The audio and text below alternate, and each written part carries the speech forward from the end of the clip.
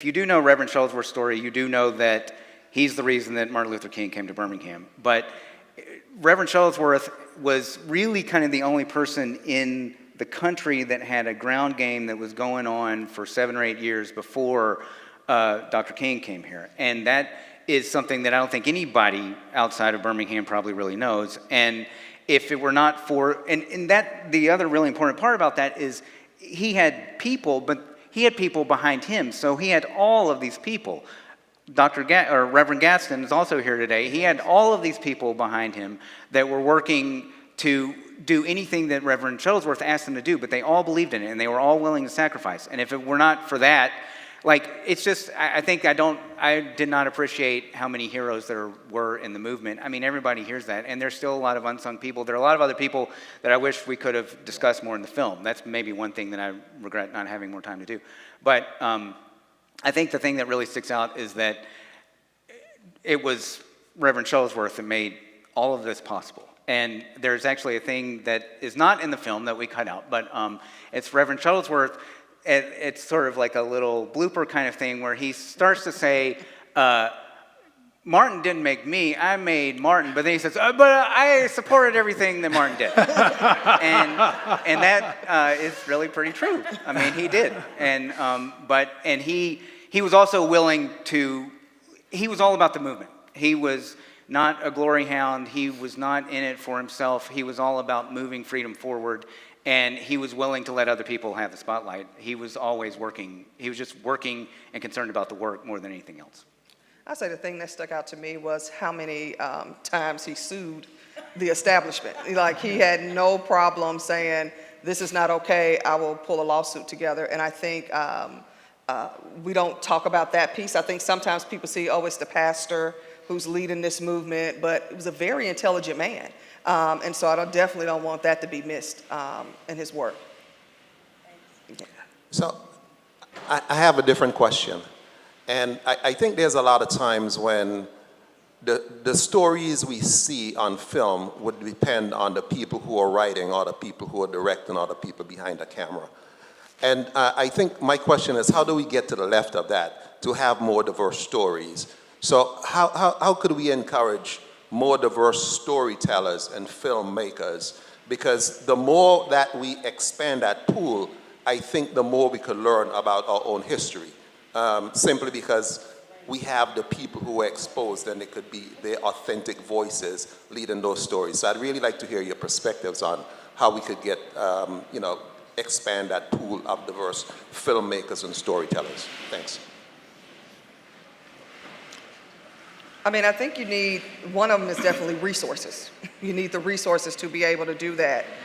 So I think the more resources we're able to secure, we can do that and empower young people to tell those stories, or anybody who's interested. And I also think it's gotten, it's all about the story, and it's gotten cheaper to some extent to be able to go out and make a movie and make a film because the equipment is cheaper. But a big problem is distributing it and getting the voice, the perspective in the film heard. And that's where the bigger issues come into play, and the power structures that remain obstacles to people and being able to tell those kinds of stories. And I think you just have to keep pushing. I think that people just have to keep pressing companies to make better decisions about what voices they're airing. Yeah. The gentleman with the mic, and then Senator Chris Coons after this. Hi, everyone. I'm Sanders Adu from Wells Fargo. And you obviously had a titan of the faith community in Reverend Shuttlesworth. You also had a titan of the business community in A.G. Gaston. And I'm wondering if your research sort of uncovered the tie between the faith community and business community to kind of bring justice here in Birmingham. Well, so Reverend Shuttlesworth was not always particularly popular with the more well-to-do black community in Birmingham. A.G. Gaston and him didn't really get along for a good part of the time, but I think he eventually earned his respect and everybody started working together. But it was, there were a lot of class issues in the early days of the movement, but eventually everybody got on board, and there were different interfaith problems and all kinds of other things, but eventually it was everybody coming together that made the whole thing possible in the end. And for a long time, Reverend Shuttlesworth was kind of a voice in the wilderness that was pushing things forward that other people weren't ready for, or that they didn't want to hear. And eventually he was able to prevail on everyone, including Dr. King, but everybody in Birmingham. Just before we have Senator Chris Coons' question, I just want to give the heads up to Carolyn and Pat and Ruby, just in case you might want to share a word, but I want to give you a little advance notice. There's also no pressure. You're honored guests. You're not required to say a word, but I've so enjoyed getting to know you all. I want to give you the heads up there. Senator Coons, your question or comment? Thank you. Thank you for the film and for your testimony today. The Alabama Christian Movement for Human Rights, if you would just talk a little bit more about how that is at the intersection of the legal issues you referenced. We've all heard of the NAACP or the SCLC or SNCC, but most Americans haven't heard of the Alabama Christian Movement for Human Rights. Why that was chosen and why that was important. And then to your point about organizing and how there was a lot of organizing done over many years across many churches, and what sustained them so that when the moment came here, this congregation, this community was able to resist punctuated moments of intense violence and move forward this fight for freedom on what became the world stage. Thank you. Yeah, I would say in a nutshell, what you see happen a lot of times is when you're dealing with obstacles and barriers, how do we move around it? So when the NAACP is outlawed, it's, okay, well, we'll get around that by creating something different and bringing the community to rally around it, getting young people to be a part of that and leading it. I think somebody said earlier, you know, you can't have a movement without music, and bringing those young folks in to be a part of that. I think the beauty of organizing is you're used to dealing with obstacles, so we prepare to be prepared to move around them. But I think your faith is what sustains you in it, no matter what you're dealing with. I think faith in politics makes sense to me, because if your faith is not grounding you, how can you truly do the work?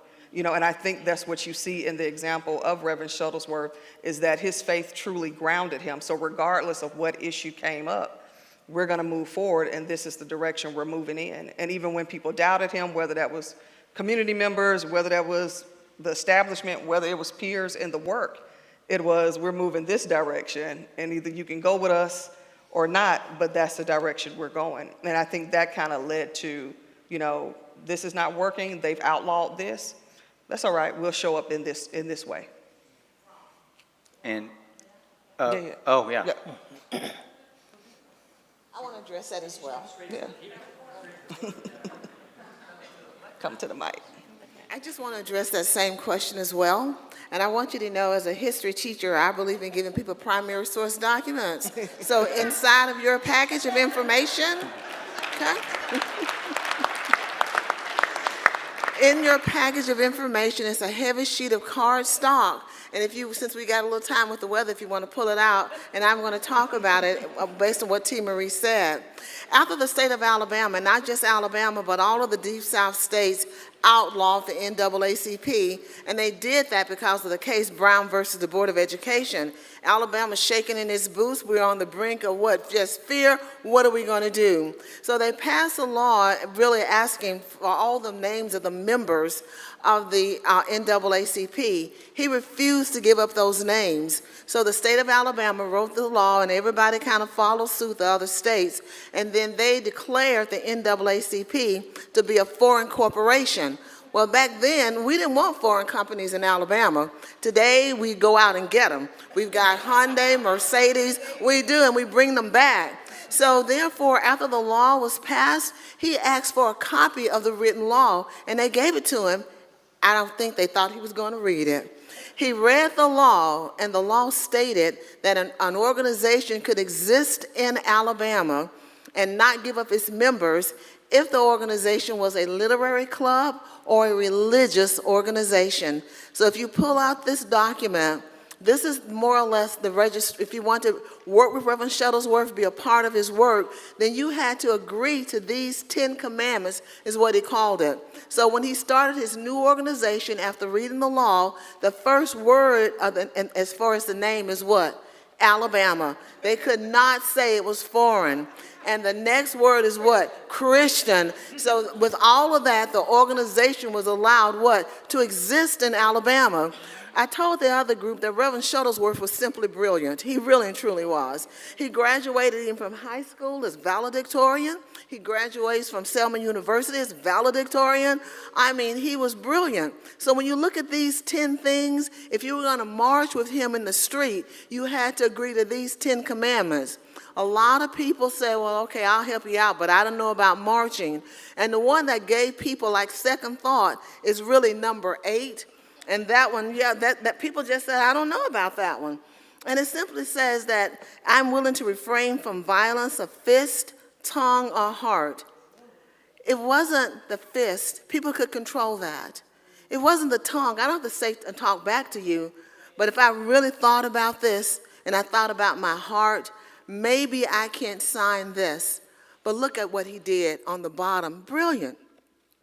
Besides demonstrations, I could also help the movement by, I could run errands, drive my car, and the others heard my joke, but I'm going to say it again. When I do this with people from outside of Alabama, it says fix food. That means we'll cook for you. But we'll fix food for volunteers, clerical work, make phone calls, answer phones, mimeograph, type, print signs, distribute leaflets. Isn't that brilliant? Everybody could do something. So we got this document. I want you to really understand that and to understand what people were fighting on the backside. We've placed some examples of some of the laws that people face every day. When you think that in Birmingham in Alabama that there was a law, an actual written law that said black people had to address every white person as Mr. or Miss. That was a law.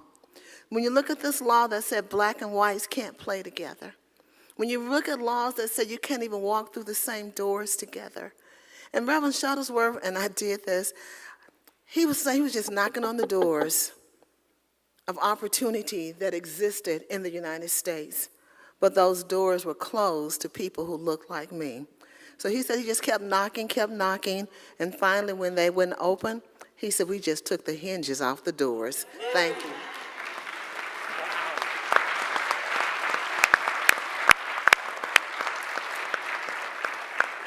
Taking the hinges off the doors, that's something.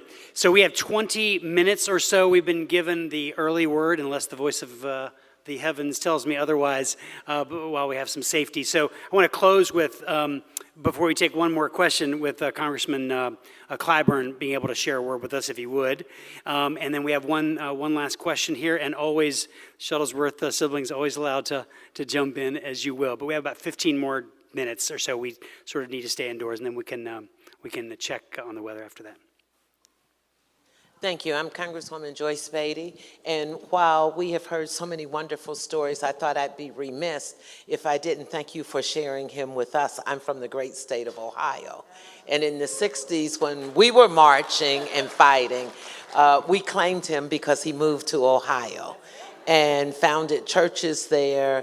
And as a young college student, I had the honor to be with him and to march, and he brought Martin, so I appreciated your historian story when she talked about who came first. I don't know, but when the Reverend Shuttlesworth was in Ohio, he always said he came first.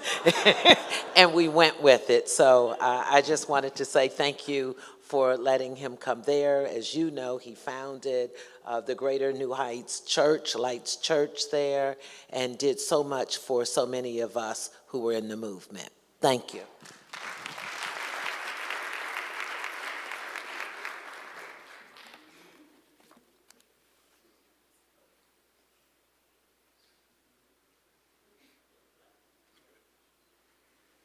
Thank you very much, Rob. Now, Terry told me I would not have to say anything here today. And then just as I got ready to stand up, she reached over and told me what to say. Well, let me thank all of you for being here today, and most especially Faith in Politics for your continued work. Dave, thank you so much for your longtime friendship and what you do to help us keep this movement going. Doug, thank you and your lovely wife for being here today. Thank you so much for what you've done. And I'm going to make Doug the subject. Richard Arrington, Mr. Mayor, I have the great pleasure of representing his brother in South Carolina, and Richard and I go back a long, long way, and thank you so much for all that you have done to help many of us lay a foundation for our efforts politically. Thank you so much. And to the Shuttlesworth family, thank you guys. Not long before he passed, Fred came to my hometown of Sumter, South Carolina, to visit with Ralph Canty. We were right across the street from Trinity Baptist Church, and I got a call telling me that Fred was going to be there. I no longer live in Sumter, but I got hustled on over to Sumter on that day to spend time with him. To know Fred, really, was to love Fred. Those of us who were active back in the 60s, as I said to the people on the plane, John Lewis and I met as 19-year-old college students. And those of you who may have seen the movie Selma, you may have noticed at one point when the differences had developed. Now, these differences really started in October 1960, and they kept festering. And in 1965, it just bubbled over. And of course, there was this debate as to whether King should be invited to participate in the march on that particular day. And you notice in the movie, at one point, John Lewis, or the character playing John Lewis, was arguing with another person over whether or not King should come. This other person was a guy named James Lawson, who was my very closest friend during that period of time. And you may recall John insisted that King had to be in that march because he knew that in order for that march to succeed, you had to have the young whippersnappers, as we call them, down south, and the most seasoned members of the movement. And Fred Shuttlesworth was one of those seasoned members. In fact, King was an orator. Shuttlesworth was a pastor. And those two guys working together made for tremendous success. It requires that all of us, and I grew up in a parsonage, and I often hear those of us who profess Christianity as our calling, especially those of us who serve in public life, we're always talking about being Matthew 25 Christians. And we always quote verse 45, in as much as you've done it for the least of these. But what we tend to skip over to get down to verse 45, there are 44 verses before that. And if you look at those 44 verses, there's something interesting that the Master teaches us. And as it comes in the parable of the talents. You remember the story of the master about to take a trip. And he leaves to his servants talents, 5 to one, 2 to one, and 1 to the other. And he went on his journey. And when he returned for an accounting of what had happened to the talents, now back then, the talent was a modicum of money.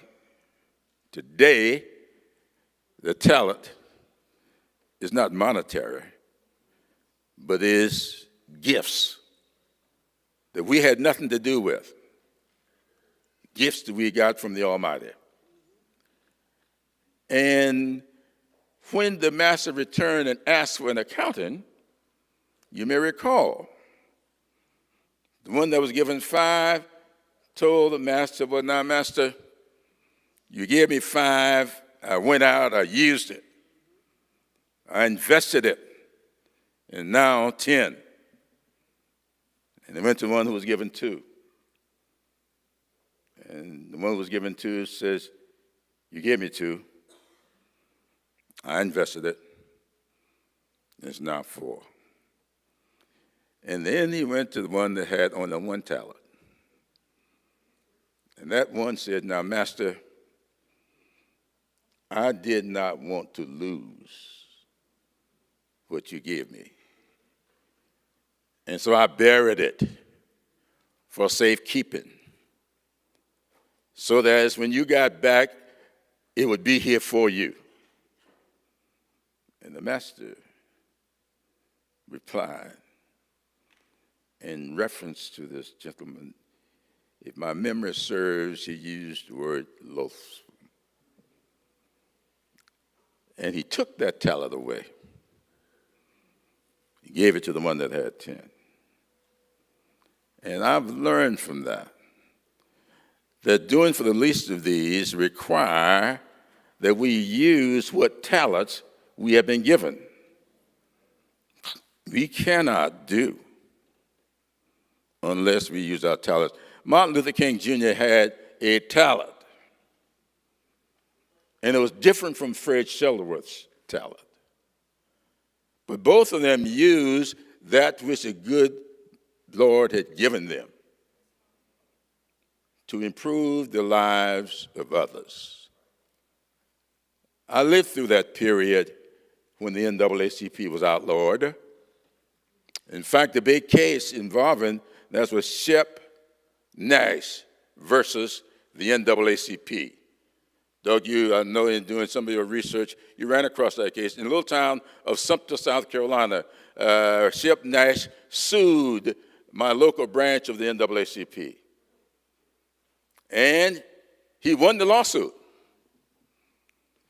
But Matthew Perry, who was the attorney, won the hearts and minds of the people of Sumter, the people of South Carolina. And today, if you go to Columbia, South Carolina, and look at that majestic United States courthouse, it is named the Matthew J. Perry Jr. United States Courthouse. Why? Because Matthew, used his talent. He did not let South Carolina or any other state take away what he had to give. They may have outlawed the NAACP, but we all worked around that. The same is required today, that we use our talents to work around whatever may be the stumbling block. And I will close with this. We're going to celebrate in a few weeks the 60th anniversary of King's letter from the local jail. Now, if I were home, I would say the Birmingham City Jail. Now I'm in Birmingham. King's letter from the local jail here. And if many of you recall, King, having been invited here, challenged the forces that be and was locked up for it. And while sitting in jail, King received a letter from 8 white clergymen. Now, they were all for what Kings was doing. But they said to him in the letter, now, Dr. King, you should leave Birmingham. You are a disruptive force. And in that letter, they said to him, we believe in your cause. We just think that your timing is wrong. And King sat down to respond. They gave him no paper to write on. He started writing his letter in the margins of the newspapers. And King dealt with 3 words in that letter that I think we should keep in mind during this weekend and going forward. King said, you know, I always hear this thing about time. And if you look on the back of that, one of these things Dr. gave us, there's a little poem back there about wait. See, I've already read your stuff. Wait. Why? Because the time is not right. Just wait. And King says, time is never right. Time is never wrong. Time is neutral. And he said in that letter that he was coming to the conclusion that the people of ill will in our society were making a much better use of time than the people of goodwill. And then he went on to tell us that we are going to be made to repent, not just for the vitriolic words and deeds of bad people, but for the appalling silence of good people. We, who consider ourselves to be the good people of America, is nothing about Democrat or Republican. My parents, my mom and my dad, were both Republicans. It's all about whether or not you are willing to break your silence. The silence is deafening. This country is worth saving. Its people are worthwhile. Are we going to use the talents the good Lord gave? Some to preach, some to sing, but all to serve. Thank you.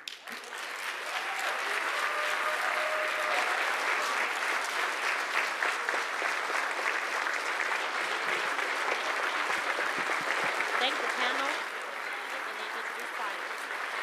We would like to thank the panel.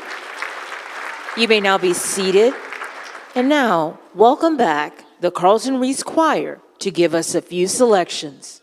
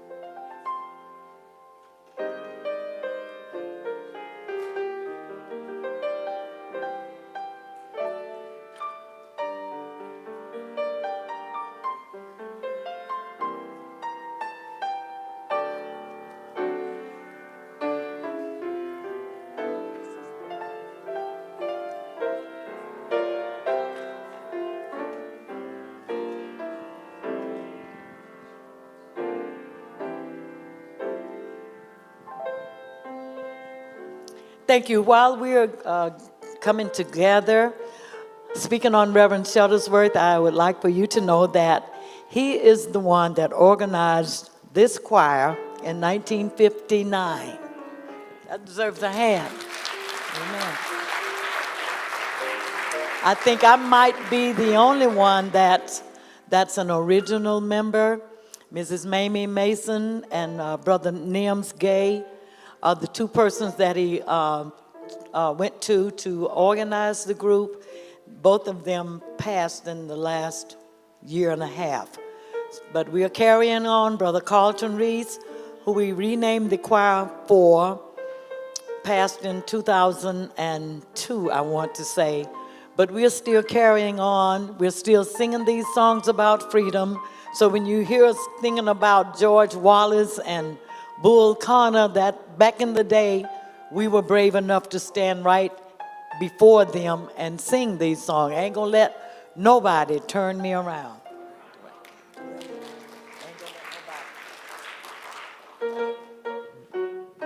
Come on, you can put your hands together on this one.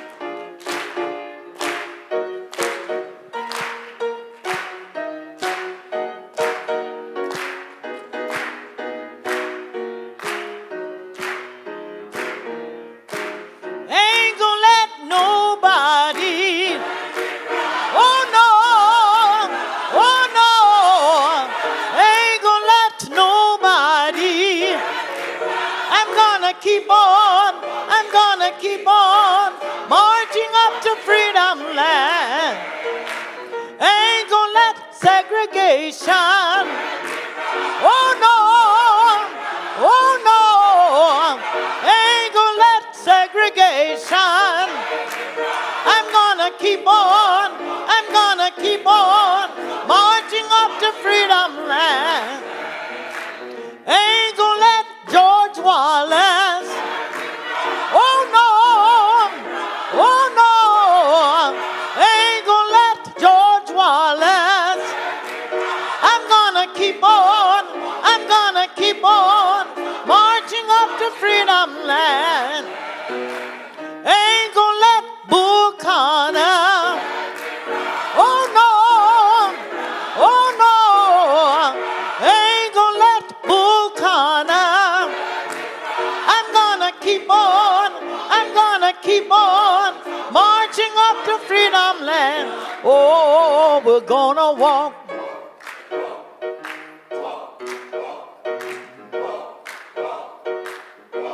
We're gonna talk. These are the words that we will sing as we march up and down the streets of Birmingham. We're gonna sing. Come on, clap your hands. We're gonna pray.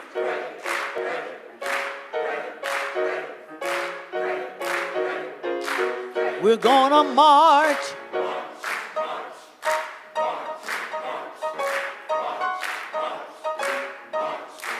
Ain't gonna let nobody, oh no, ain't gonna let nobody. I'm gonna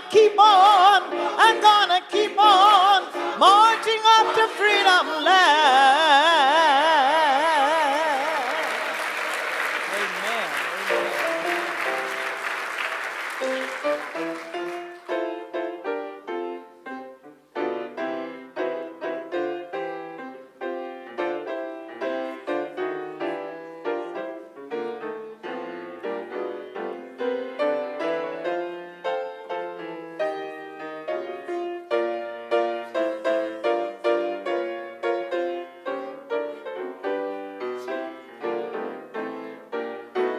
I'm on my way to freedom land.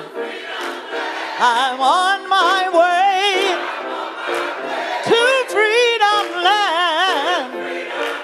I'm on my way to freedom land. Yes, I'm on my way.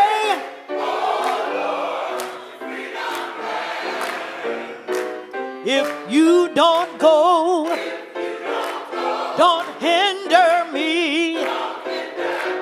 If you don't go, don't hinder me. If you don't go,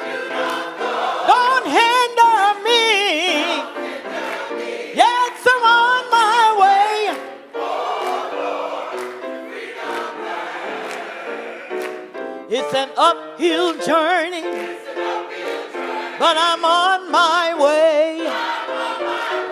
It's an uphill journey, but I'm on my way. It's an uphill journey, but I'm on my way. Yes, I'm on my way.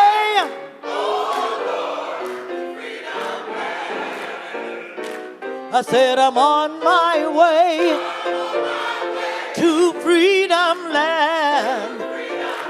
I'm on my way to freedom land. I'm on my way to freedom land. Yes, I'm on my way, oh Lord, to freedom land.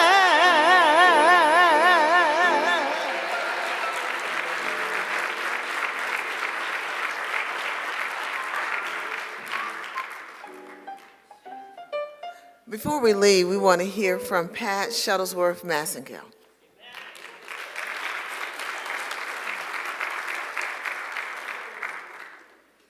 In all thy ways acknowledge him, and he will direct your path. I'd like to say to Reverend Wilder and his family, to the people who put together this very, very beautiful occasion today, we're very honored to be here and to see how you recognize our dad and all the work that he put forth. I want to share with you that first he was a Christian. He worked as a contractor, getting bricks for people that was building houses and things, but he was studying in the ministry. And he always required that his kids participated in everything that he was doing. Of course, my mom had the last word, and only her older two could participate, not the two younger ones. So Carolyn and Fred had to stay home. But Ricky and I went to Phillips.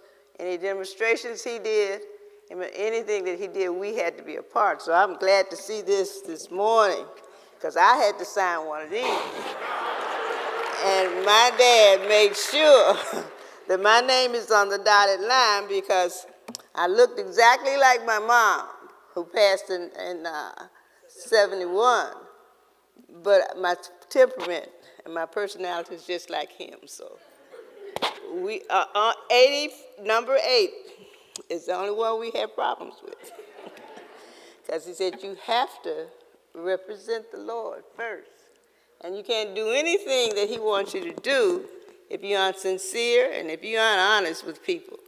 So I don't care what they do to you, you have to be able to take it like the Lord did. I don't care what happened when I had kids, when I got married, when I had kids. He can relate anything to the Bible. There's not a scripture in the Bible that he didn't relate to any problems or anything that you had to do. So I am really honored today to see everything that he's done has come to fruition, and that his recognition. Now, Daddy never sought recognition of anything other than doing right and being honest. Long as you told the truth, you had a friend forever. He didn't like his favorite words were, "I'm not gonna lie on you, I'm not gonna lie to you, and I'm not gonna lie for you." God wants us to be servants of mankind, and that's what he taught his children to be. The only thing he forced us to do is get A's and B's in college. And I promised my kids, as long as you got C's and were able to pass, I was fine with that. But because I went to Spelman for a year after I graduated, before we moved to Cincinnati, Reverend King was a good friend of the family after Daddy and he got together. We weren't in any strategy meetings, but we knew all the outcomes and everything. But at Spelman, you had to pay your tuition for a year. And when I went to Spelman, you couldn't leave campus without having a junior, senior, and sophomore with you. But of course, I was a freshman, couldn't wear pants, couldn't do anything that I wanted to do. But they would see me leave the campus not following orders. They called Daddy, and he called Reverend King. He said, "You go and get that gal and have her babysit or do something so she won't waste my money." because your money was non-refundable. You had to pay your tuition for the whole year. He was a very nice person. When Daddy wanted me to come home somewhere, he had to fly me there so I could follow directions. Because really, I think as he thought about things, he always had alternative ways to do anything. And if the Lord is in it, you know he was going to try it. And he'd always tell me, you're safe in the arms of Jesus, just like when the house was bombed. The police officer asked him, say, Reverend, if I was you, I'd just get my family and leave town. He said, but you aren't me. The Lord is good. And I'm going to be here until everything is straightened the way the Lord wants it straightened. And say, I'm about to do God's work. And wherever I am, my kids and my family will follow. Now, I want you to know that he was a strict disciplinarian. And like I said, I have his personality. My sisters and my brother have my mom's personality, and thank God for that. But everything he did, everywhere he went, I knew of. And when I signed this, I said, why is it necessary? He said, because people will know that you aren't here for form of fashion. You don't do anything for form of fashion. You do everything to the glory of God and the welfare of mankind. I mean, we don't have to worry about anything. If the Lord brought you to it, he's going to always see you through it. And that's been my mantra ever since I've been old enough to know the Bible. And the thing I loved about my dad is that he didn't force religion on us because he was a preacher. He let us be led to the Lord in our own way, because we went to church every day. Every Sunday we had no choice, all day. So you had to know exactly what you wanted. And I really love the picture that Reverend Wilder and his congregation first had up there as you came in. That was his first picture. That was his love picture to my mom when they were courting. And I would say, well, Daddy, what did you write? He said, because she was the only girl for me, and this is the only picture that I'm going to use. And they found some way to white out the personal stuff and let it be known because it's one of his best pictures. But he was truly a man of God. He was truly one of God's servants, and he would do anything for anybody. As we were going to one of the Birmingham functions where his award is given every year, one lady had a flat on the highway, and he pulled over and helped her. And they said, well, Reverend, you're never known to be late. He said, no, but God's people help wherever they can, and be it black or white, red, yellow, whatever. And so we've always been taught to give of your best wherever you are, to whomever it's needed for, because we are all God's servants. And I'm just pleased and very honored today that we were able to come. My brother was coming, but at the last minute he became ill after he left the dialysis clinic that he's in, and he couldn't come, and we didn't want to take any chances. But we're very honored to be here, and anything that we can do. And it was certainly nice meeting Jay and T. Marie and everybody that came down to interview us. I don't like interviews because I don't never like, things that I say, because sometimes people that are interviewing you don't say what you want them to, what you intended it to be. And I don't like people twisting my words. And it seems they say, well, we're going to send you a copy, but we never get a copy. So it's come to the point where I just don't like interviews, but I do them because my second sister, the one next to me, insists that she tells Daddy's story. Well, his legacy is already made, I told her. Daddy made his legacy before he went to glory. And nobody can change that. I don't care what they say or what they do. It's already etched in stone. And, but they came, they served us, they were most accurate with the material that they brought to us, and I was proud to be a participant of it. But I am in awe of the things that you're doing here today, because I've heard of the pilgrimage, but I've never attended any of the pilgrimages. Either I've been too busy or whatever. My sister only gives us portions of what she does because she participates in everything. And because I had to do it when I was younger, I don't unless it's something of interest to me or something that is going to really personify Daddy. When I went to the Birmingham Civil Rights Awards thing, and they gave out photos as gifts to the honorees that night. Mr. Clyburn has already gotten a medal, but this time they gave out all portraits. And it took me 10 minutes to realize, I said, that's Daddy. And I don't know why I didn't recognize it. I guess it's because I'm always sitting there, I'm used to things staying the same. But I was most proud of those people because they have a younger president, and she presented past, present, and future. And I thought that was awesome because Daddy would like to see everything carry on, not because of him. He never looked for accolades. That's what I admired the most about him. He didn't mind doing anything for anybody, but not for any form of fashion, not for any accolades, just because it's right to do it.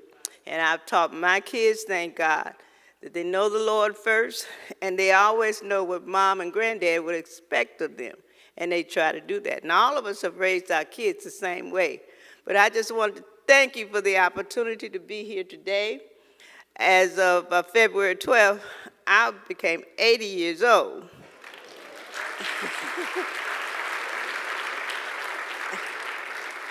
And I try to, you know, with age comes wisdom, okay? And I try not to, like my dad used to say, don't be so hard on your kids. I said, listen, who's talking?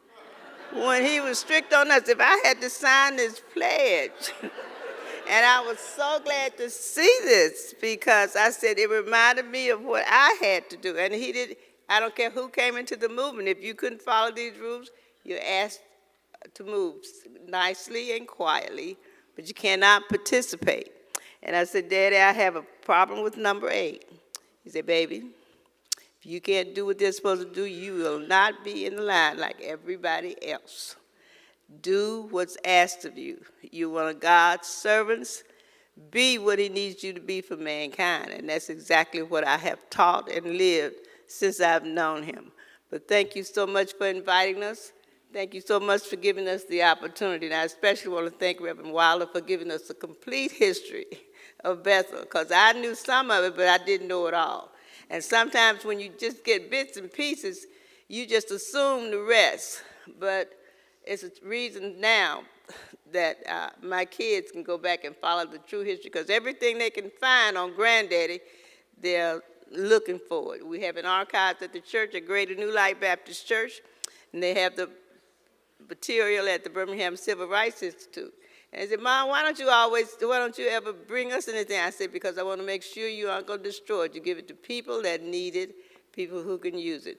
But as long as you're being your best self, as long as you're doing your best for others, then you're serving God, you're serving mankind, and you're doing what your granddad and your mom is really proud of. So thank you so much for having us, and it's a blessing to see you all today.